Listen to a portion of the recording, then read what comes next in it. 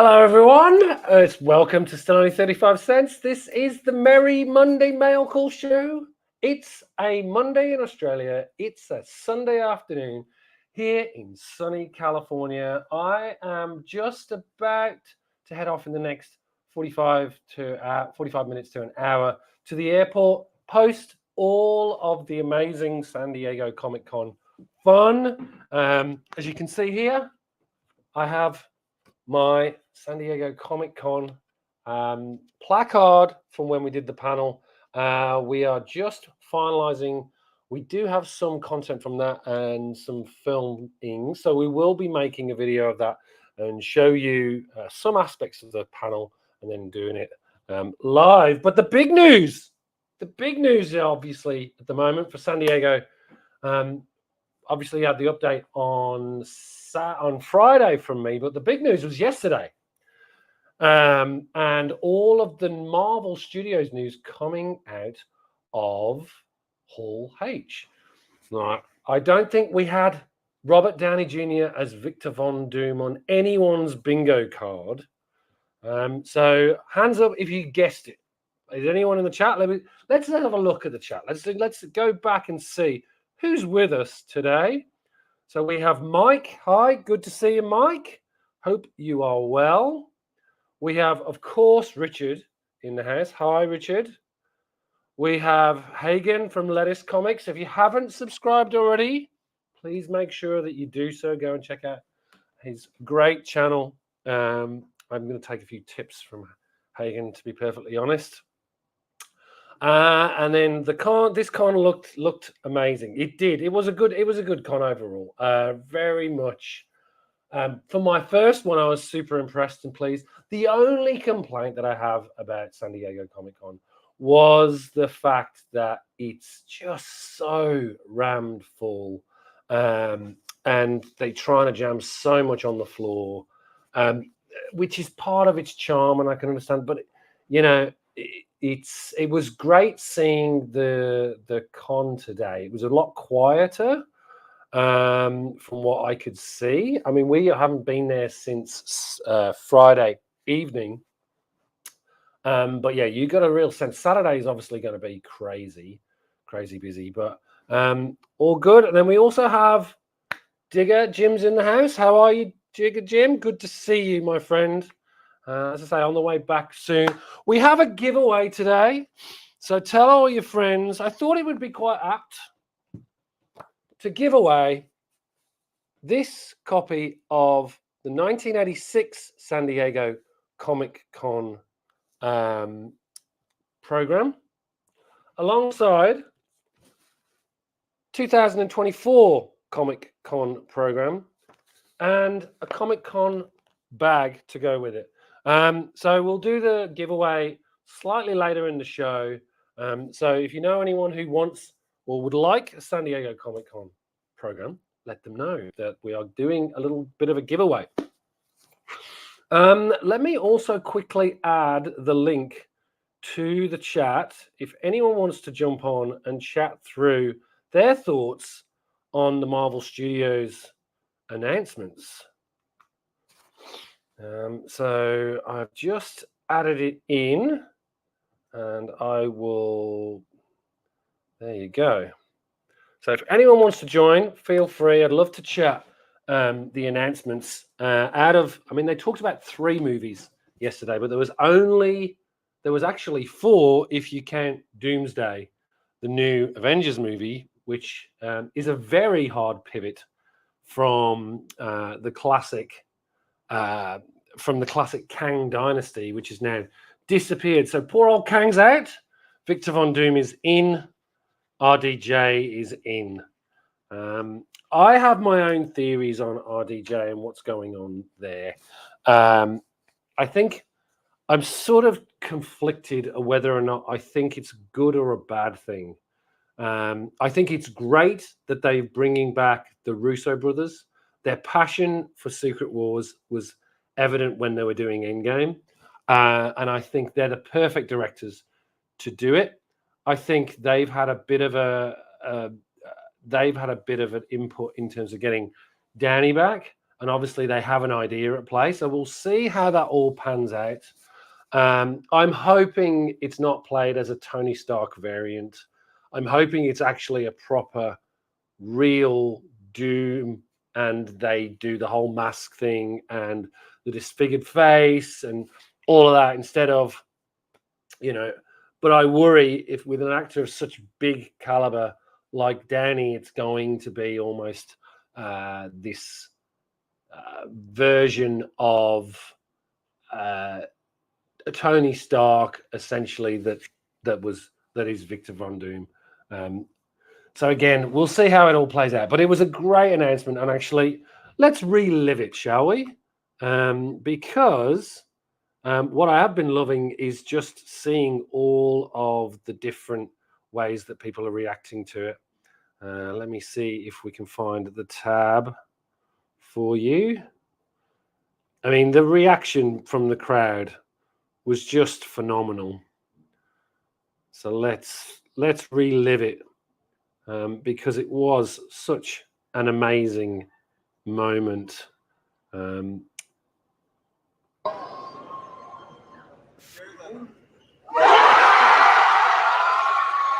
That's just incredible.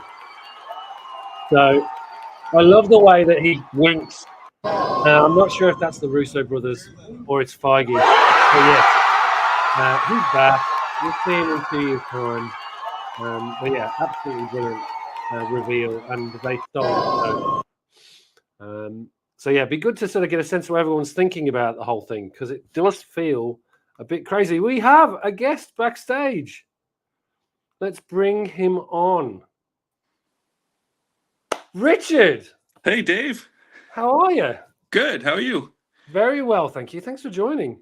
Yep. So, This is a huge announcement, and I just love the opportunity to give my opinion on it. Excellent. I think you should. I will let you have a talk about just the Robert Downey one, or do you want to talk bigger in terms of the rest of the announcements, because they're pretty good as well? Probably just the direction of the next two Avengers movies. Perfect. You know that meme of the Matrix meme that's like the red pill and the blue pill? Yeah. If you were to present that to me where the blue pill is going, the direction that it's heading to, the multiverse, the Kang Dynasty, as is, and it's been a bit shaky, phase 4, 5, and 6, and fans aren't too confident. Or if you present the red pill, which is going to be Robert Downey Jr. and the Russo brothers, I think it's hard to pass up that success of Robert Downey Jr. and the red pill. A part of me just wants them to stay on course. I love Kang. Kang is a top 3 Avengers villain. This is now the right time to do multiversal a saga with the introduction of the Fox properties. It could have been huge. Yeah. Missed opportunities on Marvel's part on some of these past movies, but it just would have, like I said before, missed opportunities. It could have been amazing. Yeah, it could have been. I think it's a funny one. I keep looking back at Phase 4 and thinking I just don't think they were ready for the success of Endgame, and then they were left high and dry. And I think the multiverse idea for me is something that is interesting. I think what we'll see in Secret Wars is the end of the they'll revert back, which I think is a good thing, and you might get a whole bunch of origin stories again, which I'm really missing that. I'm looking forward to Fantastic Four First Steps because it's an origin story, and I don't know if you've seen the concept reel or sizzle reel that they showed, the one that leaked. Yep, I saw that. Really cool. Like that looks like they've actually thought it out, and I just hope it presents as well as we think it's going to. I've got a lot of high hopes for that one. I feel there's the interesting one for me as well. We're going back to Thunderbolts and Brave New World. I've got a feeling that the reason why Thunderbolts is that asterisk is that essentially they're going to be Dark Avengers.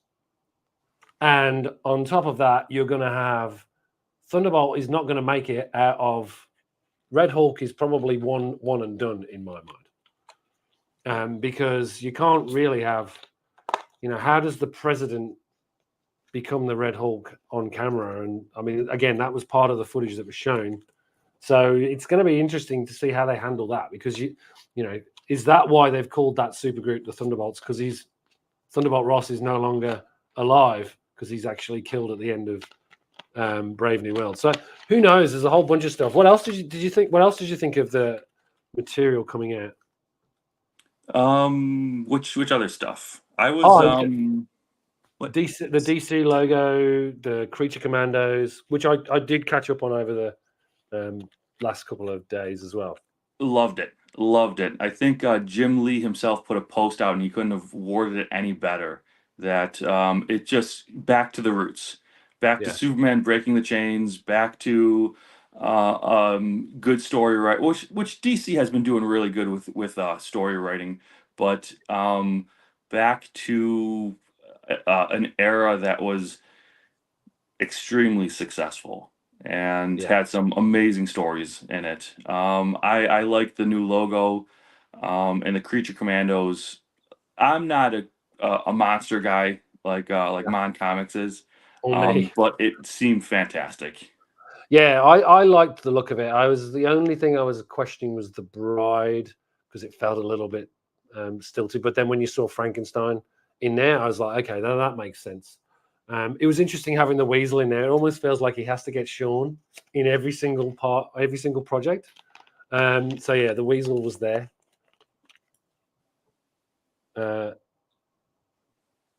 And yes, then what else did we have? The other thing that I thought was really good was I was interested that they used in the Marvel session the Fantastic Car rather than go and talk about Herbie, because that was on the original poster. It's an interesting one to sort of show the floating car. I wasn't sure what that one was about. I know that they showed some decent concept work, but it was interesting to see how that played out. I was just and then the other one that was interesting was David Harbour coming in full dressed in his role. So I don't know what you thought about that one as well. It was a bit of a fascinating one. Yeah, no, I'm still stuck in the Avengers, Avengers 4 and 5, or 5 and 6, the Dooms War and the Secret War. I just can't deviate. My mind just continues to pull back to Robert Downey Jr. and the Avengers movies. But I think, like you said, the Thunderbolts movie is going to be interesting, and it's going to really depend on the ending of A Brave New World. And do you? So it's a funny. I've been thinking. Do you? It does depend. Do you think they're going to have Tony Stark?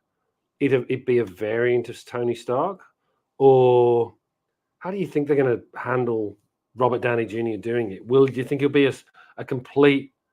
Do you think he'll be his own character, or do you think they'll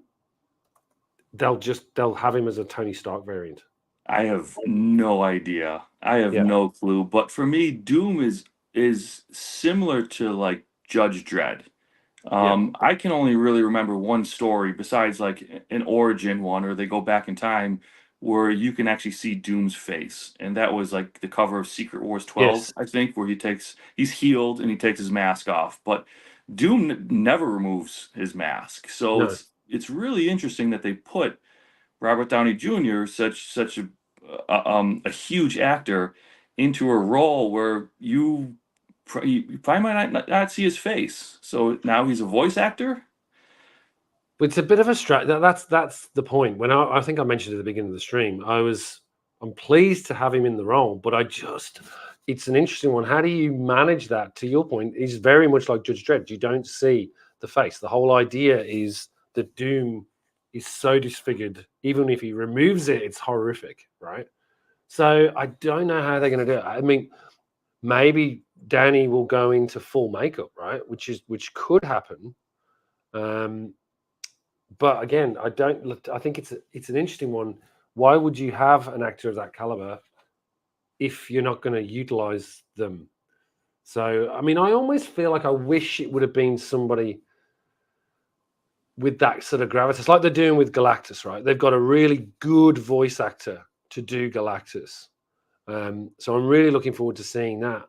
But I just struggle with the whole, I think it's just going to be distracting, in all yeah, honesty, because when you see him, you're just going to associate with Iron Man, and it's going to be hard to distinguish between, that's not Iron Man, and hopefully it's not a variant, and there's no redeeming qualities in him that the heroes will they be able to recognize him, think it's Tony Stark, try to save him. That's not how Doom should be. There's no no, saving no, Doom, redeeming him. You're just trying to, defeat him. But yeah, I hope they don't go with the variants of no, it. me neither. Yeah. But We, it's also interesting that they probably gave him a blank check and said, "Here, come yeah. back. We need you to revive the MCU." But why wouldn't they just bring him back as just Iron Man? Well, that'll be interesting. And this is why we'll probably talk spec in a minute. But we've got another guest behind stage, so I'm going to bring them up now. We've got Digger Jim. Everyone, say hello. Hey guys, Have you guys met? only in the chat. Yep. I Yes. think. Richard, is this your first live, Richard?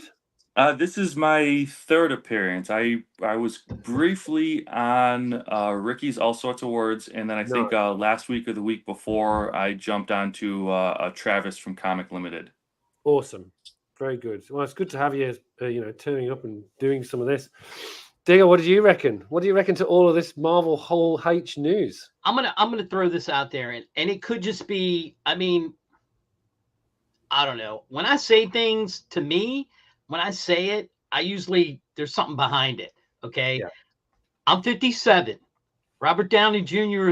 is got to be close to my age, and he said, I want to say I read it in one of those entertainment things that he loved the Iron Man. He loved playing Iron Man. Yeah. But I think it was at the end of Endgame, maybe, or I'm not really sure. But it was like the physicality of it was taking a toll on him. You know, I mean, you're walking around and you're doing all these stunts and, you're up on wires and all this stuff. And I think he was just saying, you know what? I'm not a young man. I need to move on to other things that aren't going to be so physically taxing. And I can believe it because I know that on average, they shoot for a couple of months, but when you're a lead and you're a high profile person like him, he's going to be shooting for several months. Yeah. And it's just a lot. So my gut tells me that this is a variant, that this is a Doom variant. The whole multiverse thing throws a curveball in everybody's thought process of, he might not even be he might be in it for maybe a few minutes. Yeah. But then again, I could be totally wrong because it's Avengers Doomsday. Yeah, you can't I agree. You can't have it. If you've got an Avengers movie built around, and it is Doomsday, and it's built around a villain, you've got to have the villain in there. Now, judging from the concept stuff that was shown for Fantastic Four, it looks to me like they're not from our 60s, obviously, because New York looks bizarrely science fiction, very science fantasy. So they're obviously an adjacent universe as well. Right. And so that will be interesting. So that makes me think that it's not a variant, but it is Victor Von Doom, but from a different universe. And yeah, that's what I mean. I shouldn't say variant. You're absolutely right. So that's the thing that I at least if it's that, I'm happier with that. Almost as if, but again, how do you? Well, so let me unless ask they're going to mask his face, which is what we talked about earlier, that could then work because you don't necessarily associate Robert Downey Jr. with Doom. You're just, you know what I mean? You're not Tony Stark with Doom. You're just associating a new Doom. Like he'll do a voice like the problem is that Robert Downey Jr.'s voice doesn't sound like how I imagine Doom. No, exactly right. I mean, he was perfect for Tony Stark because he has this Arrogant. arrogant Arrogance. playboy. Yeah, he had that down. That was Yeah. not problem for him. But being menacing and having a almost guttural sound, I would think Doom would have coming out of that mask. Yeah. I don't know who you would get to play. I would be okay if they pulled somebody from out of nowhere. I mean, like how many people really knew Chadwick Boseman Yeah. before he did Black Panther? I mean, can you honestly name one movie that he did prior to that? I know I can't. I'm sure he's done them. I'm sure he was getting his groundwork. But when he did Black Panther, he opened up himself to a whole world of different people. Yeah. And he was phenomenal. He was an awesome pick for Black Panther. So they're out there. There's more than just 5 guys that can play superhero people, and it drives me nuts that they can't go out there and say, it's like it's just it sounds terrible, but at the same time I'm like, are they not looking at anyone else in the entire world to play Doom? I mean, because you can put the mask on him and be done with it. Yeah, going back to the well. I think the Russo brothers and with Robert Downey Jr. The Russo brothers is the way to go. Okay, I love that. That was the highlight for me. I mean, like Dave, like you said, I mean, they're going back to their strengths. I mean, come on, who wasn't hyped to hear that? I was more hyped to hear that than I was seeing Robert Downey Jr. Yeah. I agree. That's what blew me away. And then when I saw Danny, that set the worry in me a little bit. Me too. I was like, well, actually, I really get this idea, and I love you bringing Doom. And actually, if you watch the full intro, it's really good. They're going, we had to bring back a character. We had to bring Doom in. And if you're going to do Secret Wars, you've got to bring Doom in. And that's why we're doing Doomsday. And then as soon as they were like, and here's the actor that's going to play him, and it was Danny, you're like, oh, okay, I really get it. But I'm now nervous because I actually thought it was going to be really cool. And we'd have a very strange Doctor Doom character rather than necessarily the one I think there's so much more talent out there, Dave. There's just so many, people we've never heard of that would, I mean, first of all, Doom's supposed to be big and sort of menacing. And Robert Downey Jr. is neither. Robert Downey Jr. is neither one of those guys. And I don't know. I think it's fine if he wants to be from another universe, but he cannot be 616 primary Doom. He can't be Doom Prime. I think that's probably a good piece. Someone made a really good point. They were disappointed. I was on someone else's stream, and they were saying that they were disappointed in the fact that they've done Doom so quickly. It should have been like Thanos, where they 10 years of lead up to reveal this horrific villain that, to your point, Richard, is the most menacing. It's basically Marvel's Vader, right? Like, it should be the be all and end all. I have a sense that, as I say, Doom, the Danny Doom, will be not I hope not the real true Doom, right? But I think the problem is, as soon as you've put him in that role, he's Doom, right? Like you can't escape it. Yeah, but, I mean, unless you explain it, they're not going to, people are going to be like, why did, you're right. He's locked in. He's locked in, right? So we now have to almost expect that however they're going to realize it, we'll have to trust them. The other one that struck me with Secret Wars, and Richard, this is a good one for you. Why is no one speccing on the Beyonder? Because what's past Secret Wars it has to be the Beyond. Now you've got Doom, and you've got access to all of these heroes across X-Men, you name it, right? You have to have the Beyonder, right? He has to be there, or the Beyonders. But it feels crazy. You can't have a Secret Wars without Beyonder. And is that the real big bad? Is that? One more thing to go back with Robert Downey Jr. was, will it confuse casual fans that just go to the movie theater, or someone like my wife who just goes to the movies with me? when we go to the movie theater, won't she be like, that's Iron Man? Like, why is he Right. bad? And will 100%. that's the thing that I also worry is, when they broke all these records, the Endgame got $3 billion in sales. That wasn't just out of us comic book nerds. That was casual fans as well. And those are the people that you need as well. So you worry, is that going to confuse people? And is that going Yeah. to stop people from going Yeah. to the movie or confusing them? I don't know. I did want to ask Dave. You saw I just looked at it for a second before I jumped on the Fantastic Four. What's Yeah. your? I mean, is there is the villain Galactus? Yes. Because I feel like that was an over. I feel like that was. I wouldn't have picked Galactus. I really wouldn't have. I think he's too much villain for your first time out.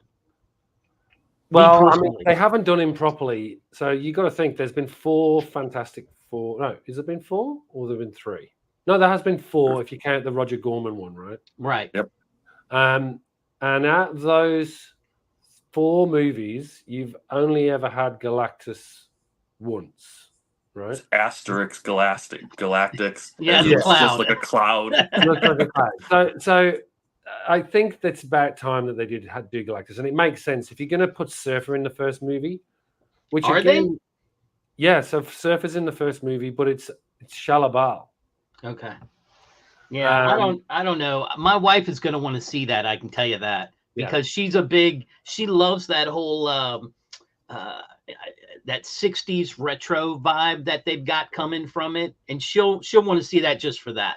She doesn't care about the superhero part of it, but she'll love the style of it, and that'll bring in a lot of different people. That it's gone retro, and I loved I love that style of it. I don't know. And aren't they being in the Avengers movie? Aren't they crossing over into? Yeah, so they're going to be in Avengers Doomsday. So again, this is another one where Doom is clearly going to be in that first movie.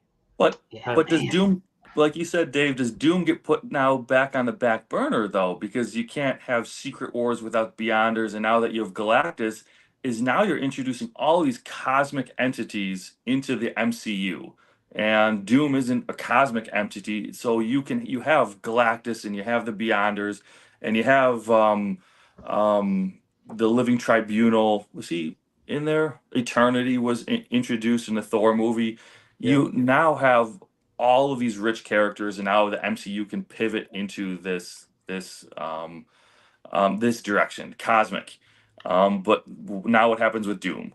Or do you focus on Doom and then the Beyonders and Galactus could get put on the back burner?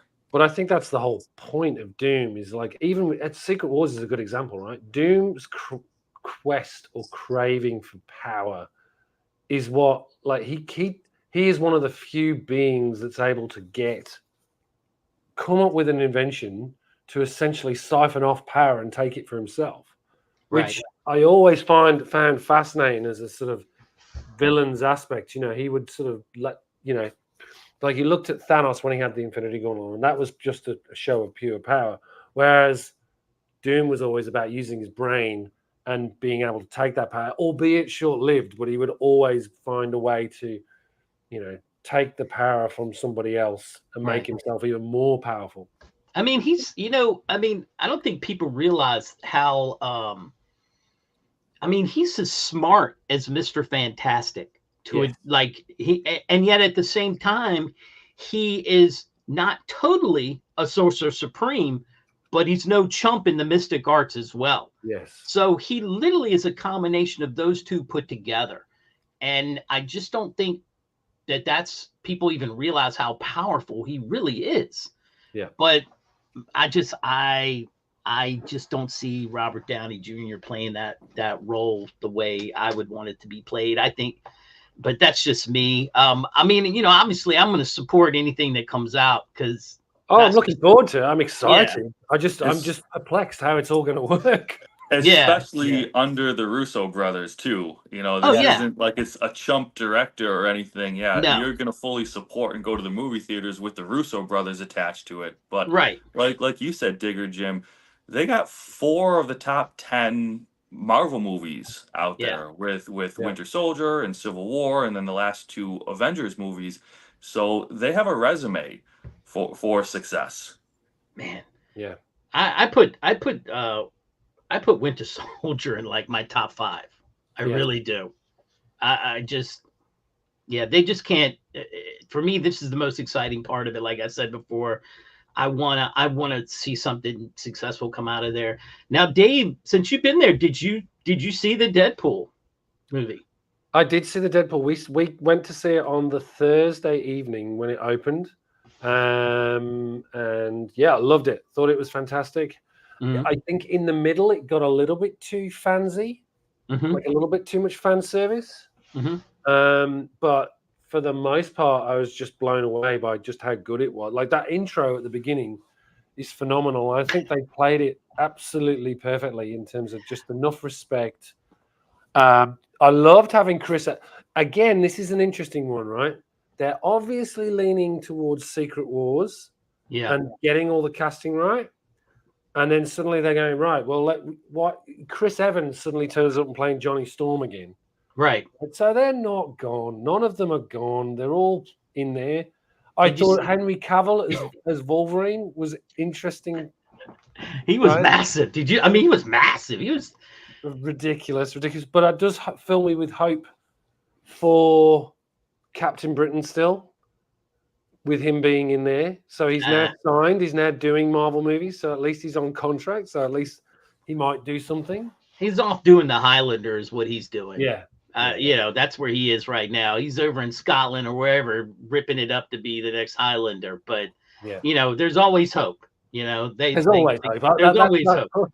As soon as that lights up, all those Captain Britain books will be just I'll finally pull them out and start selling them. But actually, talking of spec, what did you think of? So obviously, I didn't get the first appearance of Doctor Doom in Fantastic Four. I mean, it's out of most people's reach. However, I did pick up.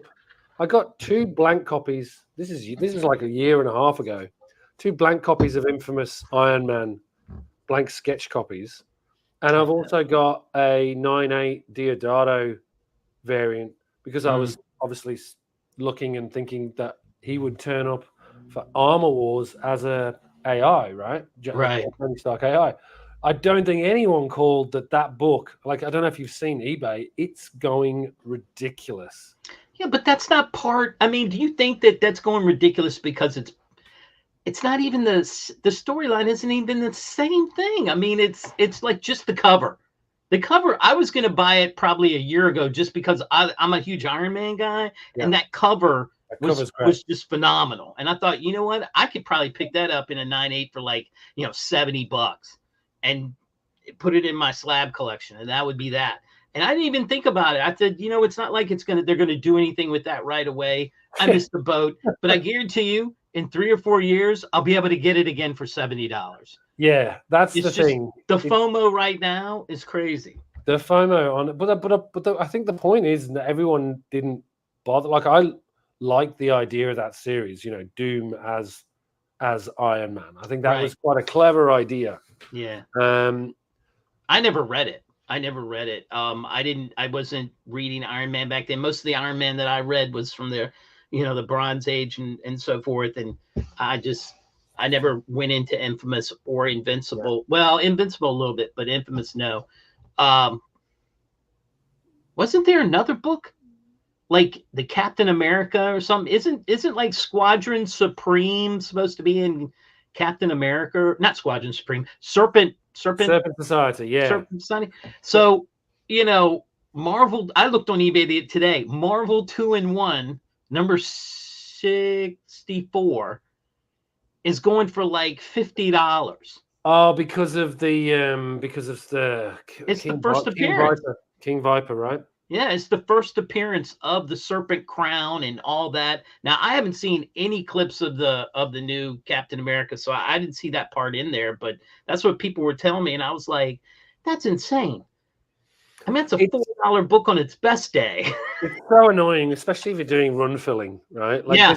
This is the thing, as collectors here, and this is that it's so already, I'm like, you get to a certain point, you go, oh, now I've got to pay like $50 for that book, which I shouldn't be. It's a $5 book at best. Yeah. Yeah, not happy chappy, but you know, we struggle on. I do have a whole bunch of books. It's so funny. We had to buy an extra suitcase to ship them all back. I was going to ask about that. So yeah, we had a bit of a productive time picking books up, but not from the con. I only bought one comic book from the con. Really? Over You bought the it whole from weekend. LCS's around? I didn't get a chance to get LCSs either, so it was mostly just trying to sort of sit at the con, and then obviously we were on a little bit of a honeymoon, which was good. But yeah, mostly it was for the con and doing the panel, which went really well. So I was super happy with that. Nice. But yeah, I'll be sharing a whole bunch of stuff probably in next week's show. Much more of the sort of pickups as opposed to. I thought today would be good just to go through the actual announcements rather than any books, because we didn't get any books from the event. So yeah, and it's a funny convention. Because it doesn't really. It had a handful of dealers, but not a lot. The one thing that I did see was the PSA slab, which I'm still reeling about how good that thing actually looks. nice. So I don't think it's going to be for more mainstream slabs. I think they were saying to me that they see it more as a premium product. Really? So they expect to see things like AF-15s, Amazing Spider-Man 1s, Fantastic Four 1s, those sort of like caliber of books, maybe a Superman 1, like just anything that's like super expensive. I think that's what they're pitching these for more than they are necessarily just everyday slabs. But all the demo stuff that they had was everyday slabs or everyday books, like, you know, well, not everyday books, but they were like foil variants. But the slab is twice the weight of CGC slab. But did it look good? At least, but it looks. If someone hit you over the head with that thing, you would be knocked out. It's so heavy. And then the inner well is the thing, and I've got some video of that inner well. So I'll publish that when I'm gonna have a go at trying to get it whilst I'm flying, trying to do edit the video over the next few days, and then get that out. But that video is really interesting, and I got really close in terms of that inner well, so you can see it. Okay, so now just for me, I don't care about anybody else, but just for me, Dave, do Heroes Con versus San Diego comparison? Heroes Con versus San Diego. So San Diego is a completely different beast. It is. I would say it's more of an expo than it is a comic convention. Mm-hmm. And it's an expo for, like, I walked around the show floor. You've got Star Wars, but you've got Star Wars showcasing. It's like an entertainment expo as opposed to a Comic Con. Like, they shouldn't call it a Comic Con anymore. It's actually, it should be like San Diego Entertainment Expo. That would be a better description. And whereas Heroes should be Heroes Comic Con. Right. So it's a sort of weird, like, San Diego should give the Comic Con title to Heroes. And they should take another title and do Entertainment Expo, because it is purely, you walk around and I saw Dragon Ball Z, you have Marvel there, you had like all the comic companies were there and represented, which is actually the one thing that I do find slightly interesting. Why doesn't Marvel Comics, why doesn't Image Comics, why doesn't Boom Studios, why doesn't DC, why doesn't Image turn up at Heroes with full-on booths? Makes no sense. They used to do it at things like Emerald City Comic Con, but they don't do it at real comic events, which I think's a massive miss. Like, Ricky, I just don't understand. So, yeah. Ricky from All Sorts of Words has a video about that. He just said that, you know, the comic book community, the comic book industry, they've kind of left that to the LCSs and the Comic Cons to market their products. The big comic book industry, the DC, Marvel, they're not as engaged and don't do this stuff anymore, and they should be. They should be Yeah. coming to some of these comic book cons and expos, but it's the LCSs that are attracting new fans and new readers. So he's Yeah. got a great video on that, and it's just Yeah. that one's a little bit disappointing because when you look at like the sports industry, they're engaged with their fans, directly with the Yeah. fans. While DC Marvel, they kind of leave it up to that third party, cons, expos, and LCSs. I think that the oh my gosh, I'm drawing a blank of what you call it. There is, you have Heroes Con, and then you'll have these little smaller cons, but then there's those ones that the stars go to, and I don't even call them Comic Con. I mean, even if you wanted to, like I Like think the maybe wizard things. any of them that have like when I went down to Richmond and hung out with my brother, and we went to the con there, it was all of these section of nothing but movie stars, and you go and you get your, and I think to their mind, if I can bring this movie star who was in a Marvel movie, I'm being represented. They're representing me through this movie, and that's probably the way they're looking at it. But it's a big miss because the Marvel comic aspect of it is totally gone. Correct. And that's disappointing. That's really disappointing. But yeah, that's the only thing I can think of the reason why they don't do it anymore is because they figure, well, we'll just put movie stars in there and let them get theirs, and they'll, maybe, I think it depends on the big company. I think it depends on the big company. And the other thing is that Marvel were there not selling comics. So they didn't do any exclusives or anything, which is it was more Marvel Studios. DC, on the other hand, was doing comic books. Yeah. So they were sort of that there was that. And again, I did get to Image. I did get to Image, and they were selling books for sure. Yeah, I'm sure Todd McFarlane was. And Todd McFarlane was as well. Yeah. So they were doing their books. So and again, I sort of look at that and I go, surely it's cheaper for them to do it at an event such as Heroes, they get a better return on investment, because the amount of money you have to pay to San Diego is, to San Diego Comic Con organizers. What is it? I can't remember their name. The same ones that do WonderCon. I think it's a Comic Con company, right, or something like that. Right. And so they'd obviously have to pay through the nose for that. And I was looking. You look at the CGC. The CGC booth was tiny as well, by the way. Yeah. Like ridiculously so. And I've never seen it so busy. Like it took 24 hours for them to respond to my virtual queue. Yeah, I would never think that CGC would have a big booth at that just because of what you're saying. Yeah. I mean, you want to have a big booth at Heroes because that's 90% of your customer base right there. Yeah. But because of what you're talking about, they're going to have a little tiny footprint in a entertainment expo. It's just not going to be there. It was, exactly. And that's why I asked that question, Dave, because I've never been, but I got that impression that San Diego is not a Comic-Con. It is a entertainment con, like you said, which is fine. Which is that's fine. Where they've grown into that, they've mushroomed into that, and they've launched all of their information through that now, and that's great. But I'm with you. I would love to see them have, and it doesn't have to be a big booth. No. It could be a small booth at Heroes, but all of them could have a footprint in there, and I guarantee you they'd sell out of pretty much everything they had. Yeah. No, I agree. I think the other thing that was interesting, and going back to my thoughts on San Diego Comic-Con, I thoroughly enjoyed it. I'd love to do it again.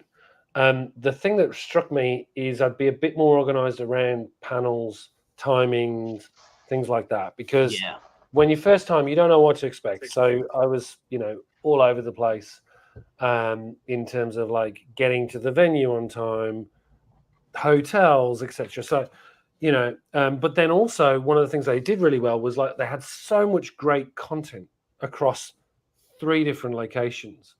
I would do a lot more of that next time. I did like 1 or 2 panels outside of my own. Went to go and see. I would love to do Hall H. I would have loved to have been there, but the logistics, you need to queue up the night before to get a ticket and then go in super early in the morning to be able to get in. So in an ideal world, I'd work out the logistics behind doing that. Apparently, you can have up to 5 people in a wait list. You can jump the queue. If you've got like just one person, up to 5 people can come in and out. So I think that's the way you'd play it, Jim, where you would, you know, take a whole bunch of friends, and say like rotor it in terms of who's staying in the queue, and then letting the others know as soon as you get a ticket or you're in, so that actually you all get a seat at Hall H. So, but also the other thing is as well, like Hall H, it was 6 o'clock to 7 p.m. both nights for the Deadpool and Wolverine one and for the Marvel Studios one, right? They were really late in the day. So that puts it at a disadvantage straight away, because ultimately you've got to get into Hall H, and generally you've got to stay in Hall H as soon as you get in. So you've got to go early in the day. So you might be going for a 6 o'clock session, but you've got to get in that Hall H at about lunchtime. Right. I've heard people say they're in there for like 6 hours. Yeah. That's insane. Yeah. That's nuts. Curious, Dave. When Hall H stuff gets announced, do you hear about it from word of mouth? Does it just bounce from one booth to the other, or is social media still ahead of word of mouth, where you heard your information on like Robert Downey Jr. and Doomsday? So I live yesterday. I was getting it all off Twitter, and then reposting it on Twitter. Yeah. But when I was there, you would literally just have, like, I'll give you a good example. On the Thursday, nobody knew that the PSA slab, the Thursday evening, no one knew that the PSA slab was being shown. And I was sitting at a dealer, and it was literally like just word of mouth, like, oh, you got to go and check out the new PSA slab. It's just on the PSA booth. So things like that happened where you'd get a little bit of news. And I think I completely missed the DC new logo and the Creature Commandos, because when I was doing my live stream on Friday, I think, when I was doing the live stream on Friday, someone came on and said, hey, what did you think of the DC logo? And I was like, I didn't even know it had changed. But again, I did hear everyone going, oh, they've got the Bullet logo back, but it didn't register with me at the time when I was walking around the floor. So everyone, you get a mix of both. But I think for Hall H, I just had Hall H Marvel Studios in Twitter search, and I just saw everything coming up instantly. So new. So it felt like I was there, even though I wasn't there in that instant. Yeah. All right. Well, look, I got to jump off. I'm getting texts from people that it's dinner time, and they want to know why dinner hasn't been made. Well, we're almost at time anyway, so it's a good way for us to close off. I want to thank you both for joining. Good to see you. Yeah. Jim, do you want to give a sense of what you're doing on the channel? Anything new that you want to share? I've been trying to consistently do a Saturday drop of a comic review. I missed this weekend because I had some work stuff that was going to get in the way. But I just take different books that I have and do a quick review, and it's called Can You Dig It Comic Review. It'll usually be dropping on Saturday at 1 o'clock, right before Only Slab. So if somebody wanted to go and check it out, they can give their opinion. I give my opinion, whether I like it or not. You'll usually see me on Gary B's on Thursday nights for the either the hot seat or the 10-1-1. We didn't have it last week because Gary wanted to take a day off from it because he had so much going on, and I was fine with that. But it's his show; he runs it. I just co-host it most of the time. So and then I'm just lurking around. All right, mate. Well, if you haven't already, go and seek out Digger Jim's channel, sub up. It's great fun and great content. So thank you, sir. Thanks for joining, Jim. Yeah. And Richard, you don't have a channel, Richard. You're just a lurker, which is great. A super fan lurker. Yeah. Yep. Which is always good. So if you want to join on any other live shows that I've got coming up, absolutely pleasure to have you back as well, mate. You do have an IG though, don't you? Yep. Do you don't want to push that one? It's just westfall.cat. Besides comic books and watching your guys' comic book videos, I'm a crazy cat guy as well. You probably saw me constantly opening up the door because the cats were coming in and out. Well, thank you both for coming. I'm going to do a quick giveaway before we just head off. Jim, feel free to leave if you feel you have to, mate. I'm gonna jump off too and probably enter that giveaway. Yeah. Why Oh don't yeah, do let that? me enter the. Yeah, I'm gonna go and jump off and enter the giveaway. Yeah, go and do that. Go and do that. You're both in for it. Okay. All right, I'll see you. Thanks for having us. Thank you. Thanks, Dave. See you soon. All right, now can everyone see that? So we are going to do a giveaway. We have a few people in stream. So that obviously, given the news out of San Diego Comic-Con, we're going to have the hashtag Doomsday. Robert Downey Jr. confirmed as Victor Von Doom, and that brand new Avengers movie replacing the Kang Dynasty. So, all right, I'll give it a few minutes. Hashtag Doomsday. Well done, Mike. Richard's in there. We've got a few. Let's see. So, just usual stuff before I close the stream as well. After we've done the giveaway, if you haven't already, please hit that subscribe button and ring that notification bell for future content. If you enjoyed the video, please let us know by hitting the like button. And if you've got any comments about the new Marvel movies and the new Marvel Studios announcements, please put them in the comments down below. We'd love to hear what you all think or thought about the whole situation and announcements coming out of San Diego Comic-Con. With that, I've had a lot of fun doing the San Diego coverage over the last few days.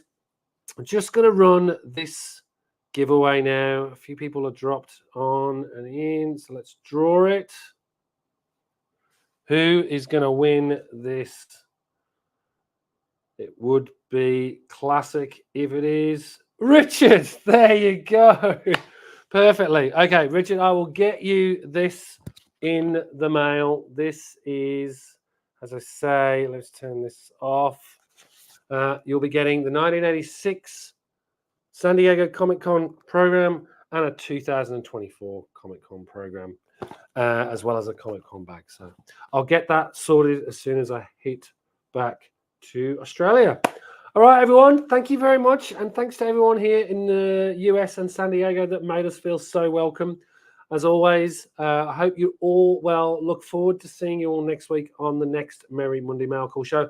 Just to remind you, that's going to be a Todd McFarlane reveal in terms of the Incredible Hulk series that he did with Peter David. So we'll be doing a bit of a retrospective on that one. So stay tuned.